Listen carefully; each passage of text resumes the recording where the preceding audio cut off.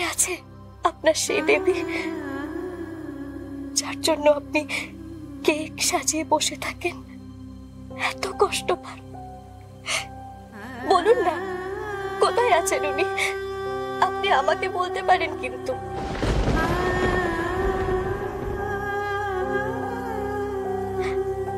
আপনিই তো বলেন আমি আপনার বন্ধু।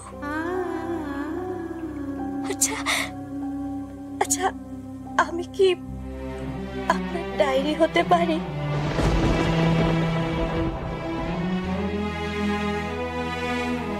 আপনি কি আমার পাতায় নিজের মনের কষ্টের কথা লিখতে পারেন?